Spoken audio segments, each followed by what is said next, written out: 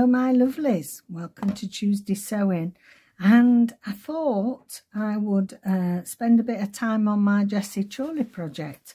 Everything's all gone to the dogs with me being ill and in hospital earlier in the year, and I'm way behind with everything. So I did promise that I was going to do some work on the Jessie Chorley piece, and if you're not familiar, I'll leave the details of her down below. She is a wonderful designer and she is based in London.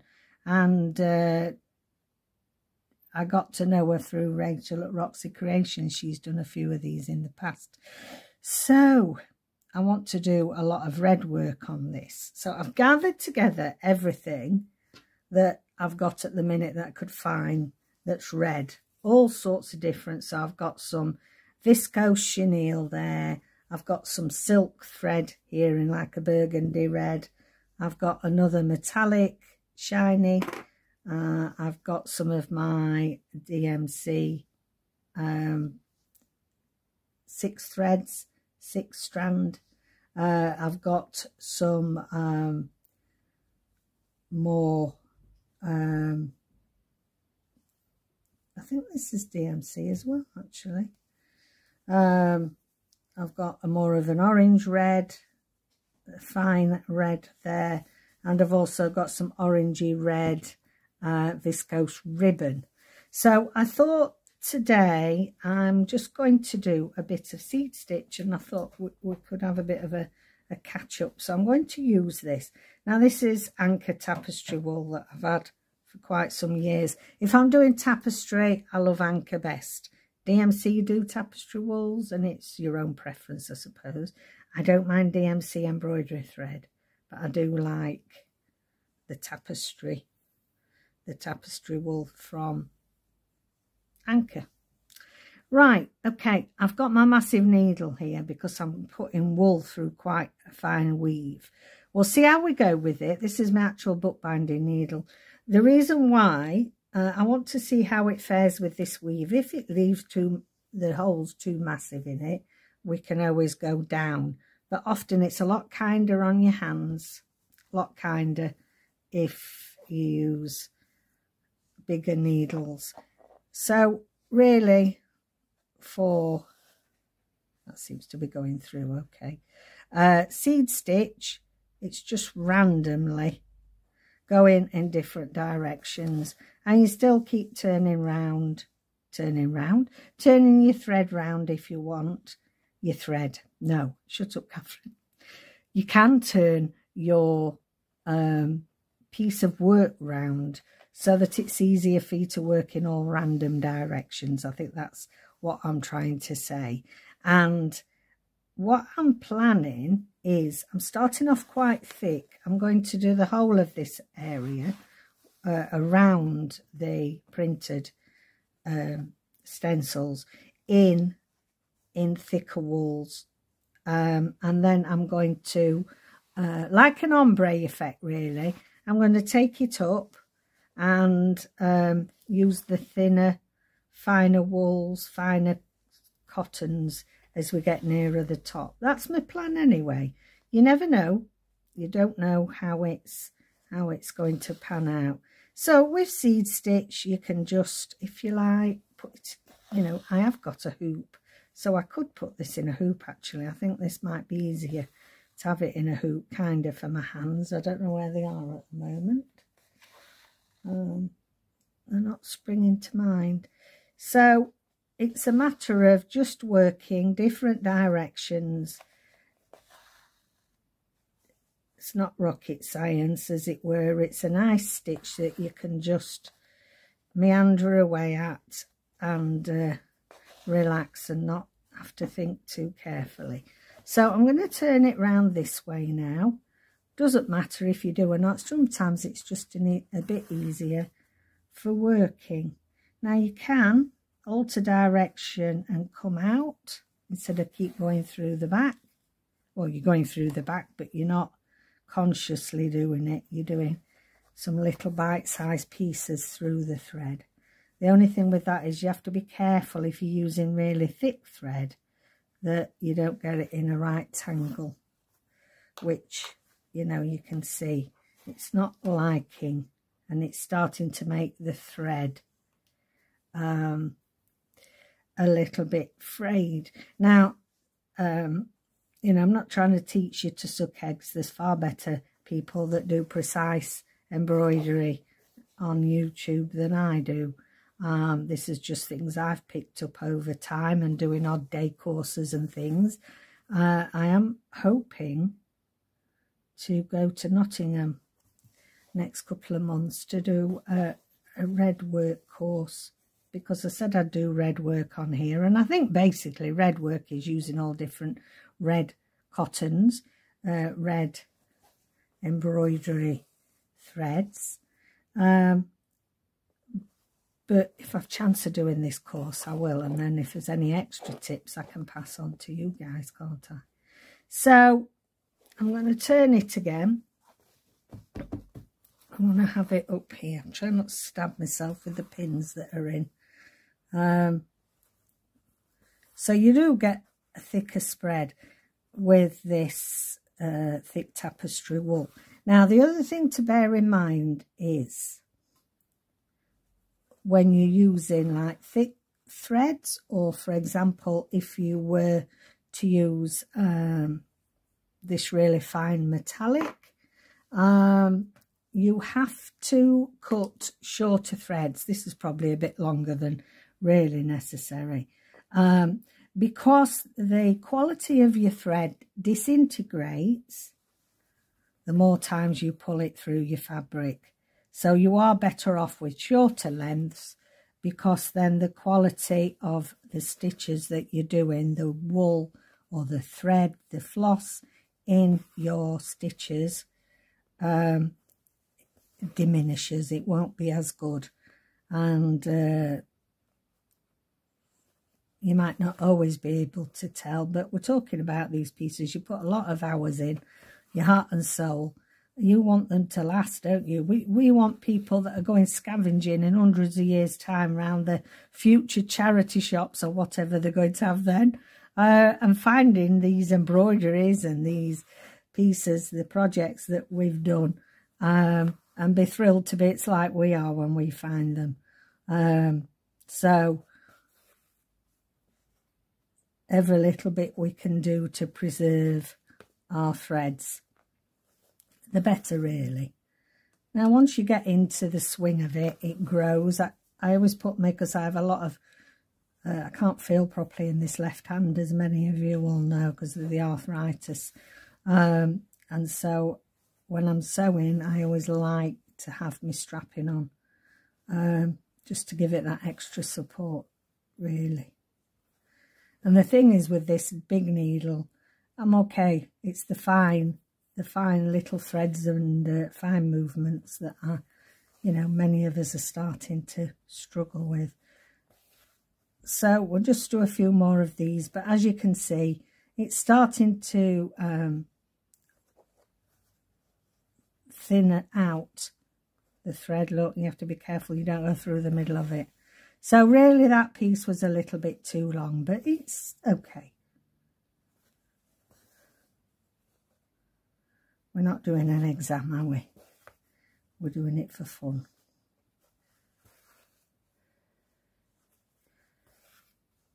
So find what's comfortable for you. For filming at the minute like this is most comfortable for me.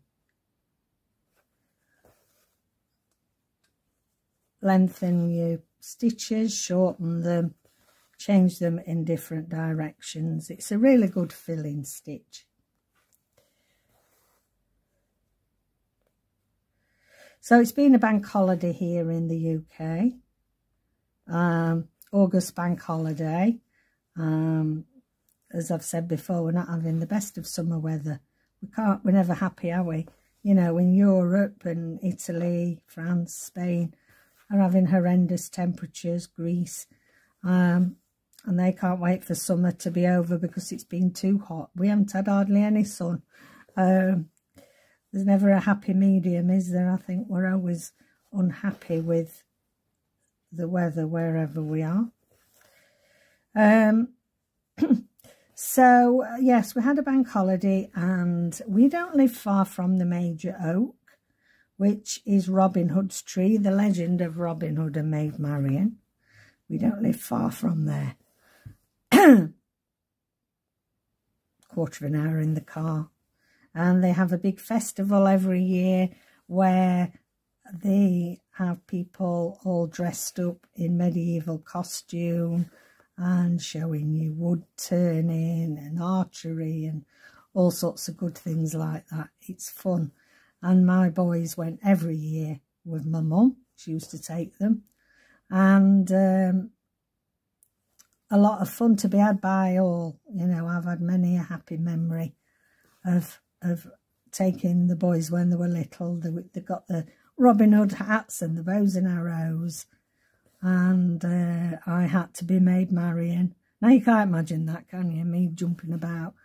I don't know how I did it myself, because it about killed me. It about killed me on the uneven ground. And I thought, crikey, I used to race round here with the dogs and the kids, and crikey. But we had a lovely time. Our Joe came. Adam wasn't, my eldest son wasn't, he doesn't live as near, so he wasn't available this time. But we had great fun. Great fun back in the day. I have got a bit of footage, so won't be on this video, but I think in one of the videos this week we'll see if we can put a little bit of footage on the end, so you can join in with the merriment. And who's to say that Robin Hood is legend after all, you know? Years ago, and I mean we're saying years ago, in the 60s when I was at primary school, I'll just move this down here a bit. It was a school trip we used to go to. I didn't live quite so close, probably lived about an hour away then. It was a school trip that we came on to the major oak, to Robin Hood's tree. In those days it was a massive, massive tree. It's been there hundreds of thousands of years, I believe. And it was so huge because, as the legend said, that Robin Hood's men used to hide in all the branches, and also they were able to get inside the tree. It's got the most amazing, massive trunk. Now, when I was a little girl and we came from school, you were still allowed to go right up to it. In fact, not just right up to it, you went inside it. And I remember, you know, at least half our class being able to get in. There were little wooden seats in there, and you sat in there. And I don't know, I think from that day on started my love of trees and my wonder of trees, I think. And to this day, it's, you know, it's amazing to think about it, because I have had that experience as a child.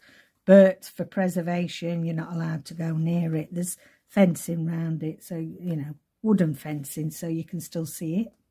The water table in the area was the level of water and moisture in the forest has been drastically reduced.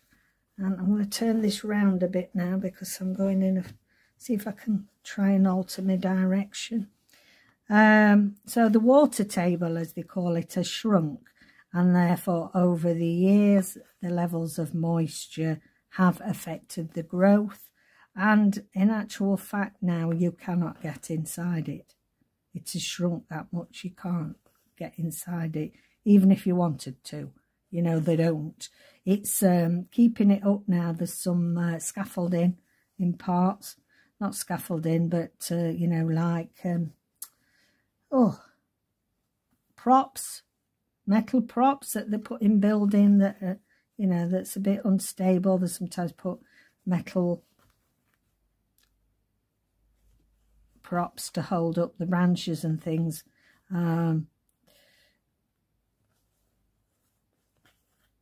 But still there for people to go, and the forest is wonderful. You know, and it was lovely, except it was the weather, the Great British weather. It was going to be fine all day until 3 o'clock, and then rain was expected. And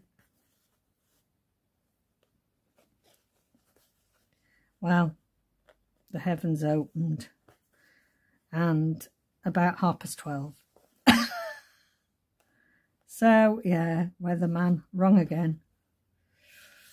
We got absolutely soaked wet through.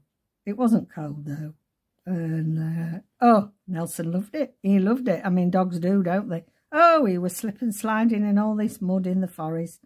And it was all splattering up all underneath his tummy. And his paws were like, well, it was sort of knee-deep in mud. Oh, but it was great. We had a good time. It was a bit disappointing. I know my son was a bit disappointed in it because, oh, it's health and safety gone mad now, isn't it? They're not allowed to use proper bows and arrows. They were actually, when they used to go as children, you know, they were like little class, and it'd teach them safety and how to do it and all that. And it was proper. I'm not saying they're the sharpest arrows in the world. They weren't. But they were proper and authentic. Well, there were these Velcros malarkeys. So that really upset him because that was one of his most favourite parts, really. And we didn't have a go in the end because it were like, well, who wants to shoot a Velcro arrow onto a Velcro target? So that was that. Oh, there was axe throwing. Well, these axes looked as blunt as I don't know what. I reckon they haven't been sharpened since Axe Age. Iron Age, should I say, Axe Age. But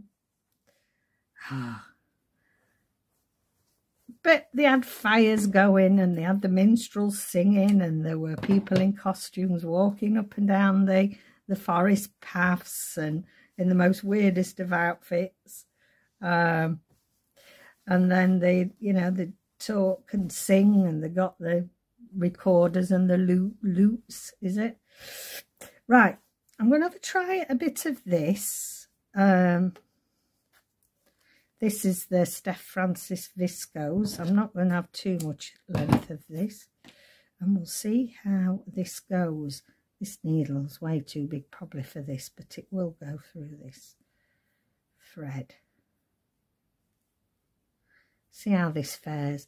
So I think we'll do a little bit of this halfway up. Now it's a variegated, so it has got some browny reds in there. See, we will see, have some here. Let's try here.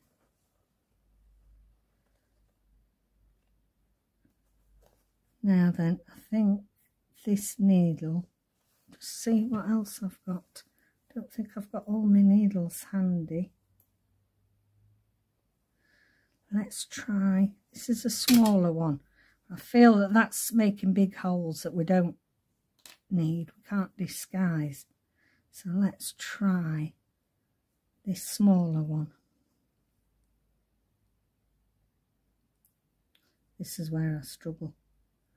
This is there, just made it. Let's see, it's feels very small and stumpy now. Now have you been using that other? Yes, that goes through okay. So actually this is quite fine, so probably oh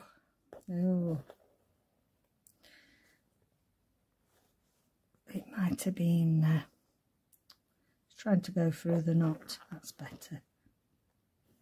It's lovely thread, but you know, some of these speciality threads you just have to be a bit careful how you use them. So I hope you've enjoyed that Robin Hood story. When we used to live over here, when David and I got married 2008, we went on honeymoon to Paris. I mean, we lived in walking distance to the major even nearer than we are now. And we went on the Seine on a barge boat. About 50 on this. Lovely. It was a fabulous trip. We did an art tour of France. And I think there were David and I and another English couple, and then the rest were all from the States. And when we said we came from Nottinghamshire, everybody knew. Everybody knew, you know, it was all about the legend of Robin Hood, and, you know, and had we seen the Major Oak and stuff. So that was really quite nice. This is looking very brown, guys, isn't it? But it doesn't matter.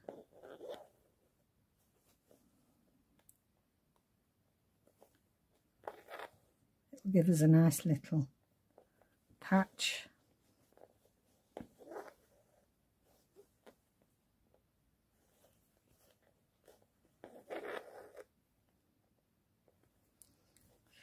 Quite easily do this while you're watching some television, or you know, watching something on your phone. You haven't got to think too hard about it. I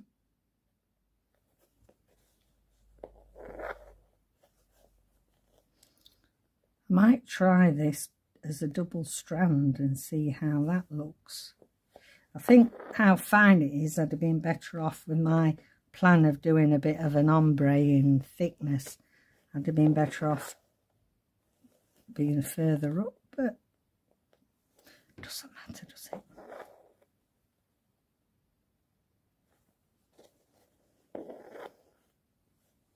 We've got to do enough that covers these little dots up. I mean, the other thing that I thought about doing mixed amongst it was some French knots. Because there are some knots printed on.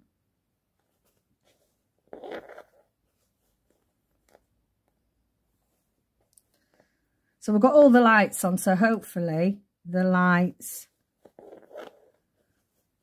is good enough for you. It's very dark and dreary. We have a lot of trees now where we've moved to. These are really old trees as well. Down the side of our house, the other side of a lovely big hand-built stone wall, and it's surprising how much light they block. But I find trees a big inspiration. You know, when I've done courses and things to do with textiles and the like, paper crafting, what have you, I very much am inspired by trees, pattern on bark. I ended up taking a load of extra photos. Everybody else was looking for Robin Hood, I was taking photos of bark texture.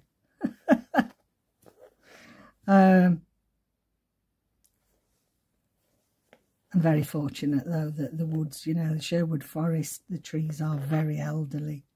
So you do, you do get amazing patterns. This is holding up quite well, this viscose, actually. It's a thin viscose. If I show you the difference in thickness. So this is Texarray yarns. There we go, Nelson. Sorry about that. The boys are noisy. The boy is noisy. Look at the difference in that fineness. This is from, I've had this 15 years, like from Texarray Yarns. I think they're shutting down due to retirement, which is a shame, because they have fabulous art supplies and threads, fibres. So, but Steph Francis here in the UK does a lot of different threads. And as I've said before, Natalie Stewart has a little independent. She's a little independent artist that dyes all her own threads.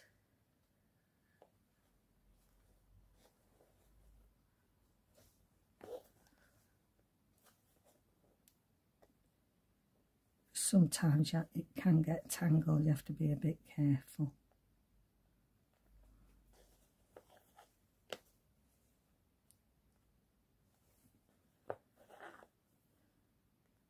I'll just work to the end of this piece and then that'll probably be about a video.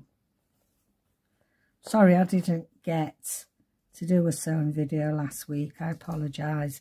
I've been trying to sort the craft room out.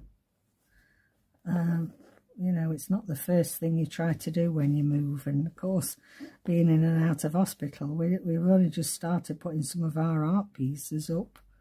I think Nelson's barking because I think that's my new shower head that's arrived, because the one we got at the minute, it goes, ooh, ooh, I'll give a little sprinkle and that's all I can manage. Have you ever had a shower head like that and you think, crikey. So we've ordered ourselves a new one, new shower head, and it's in black to match the rest of the bathroom. It's very Art Deco, this building. It was built at the very beginning of the 1900s, and it's still got all its original dado rails in some rooms. We've still got no fireplace in our bedroom, and the very tall ceilings, and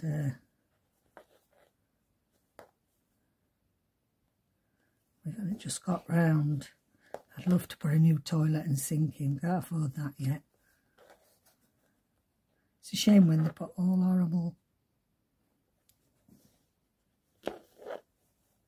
cheap and nasty things in you know, it's grade 2 listed, but we will get there. It's not a problem, is it? We have got running water.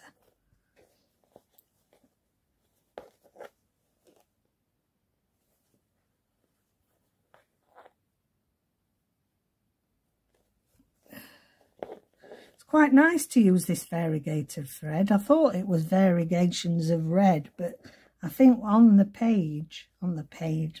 canvas, there's a lot more brown there, isn't there, than red. In fact, it looks a bit grey in parts.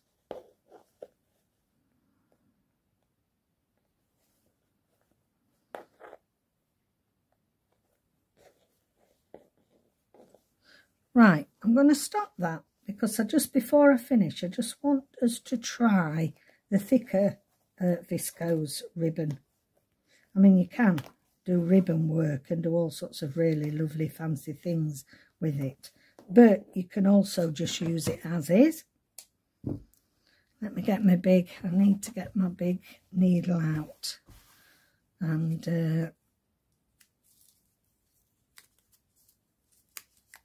I think my handmade floss holders leave a lot to be desired, don't they?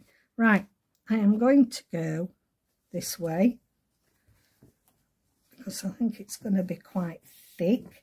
I think let's do a little bit there. Let's see how that goes just before we finish, to see, so you can see the difference in actually on the canvas of the different thickness of the viscose ribbon.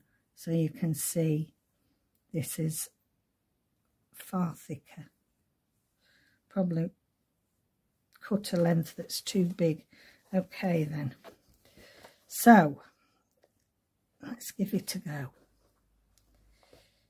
I do find that this is the better needle for viscose. Oh, where's that gone? Stuck down the side of the desk. The other thing is sometimes you have to let it go to unravel. otherwise it does tend to look. Let me see where I can hold it better for positioning. It's very difficult when you're trying to sew to camera, being in the right place. Oh, look at that. That's going to give a nice effect, I think. Can't rush it because it's a bit, you know.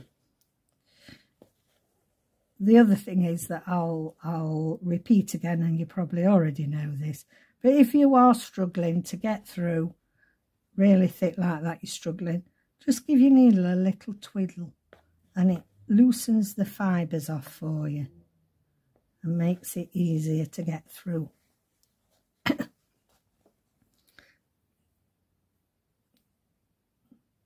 You can stuff this as well. You're better off with even thicker than this for stuffing, I think.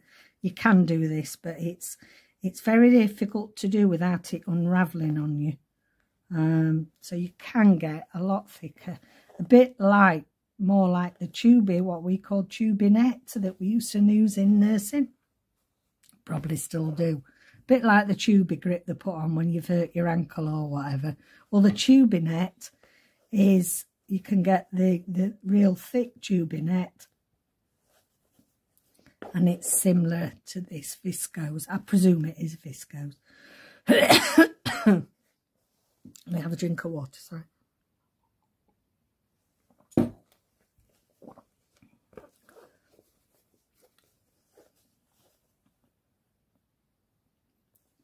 It leaves a bit of a sheen on the top. So if you see our wool at the side of it, look, that is the thickness when we use the tapestry wool. This has got a sheen to it from the viscose, which gives you another look.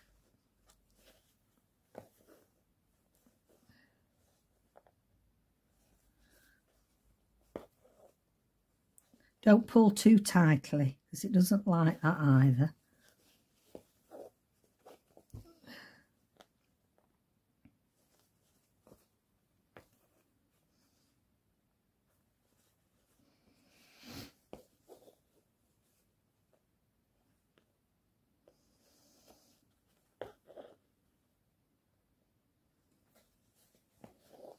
Well, Nelson's gone quiet, so it's probably gone out.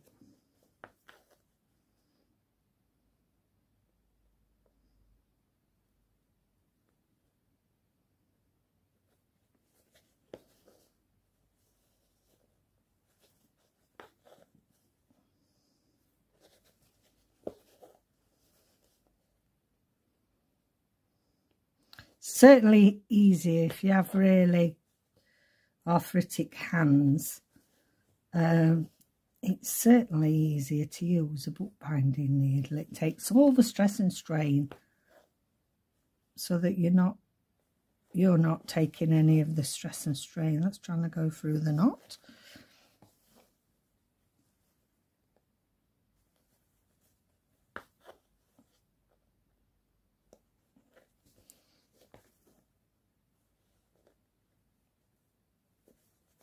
Just do a few more and then I'll love you and leave you.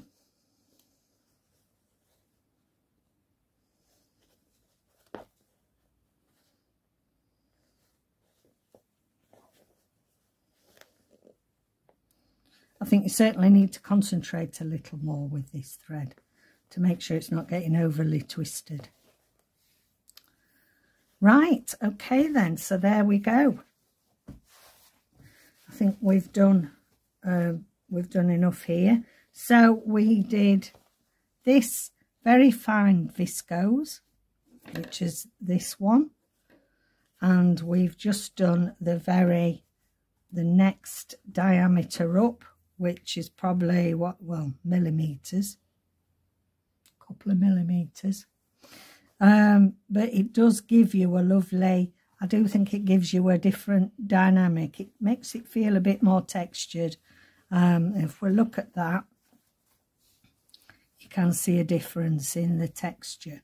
And And that's me, you know, all my sewing, that's what it's about. I'm not the neatest. I don't like everything in perfect lines and rows.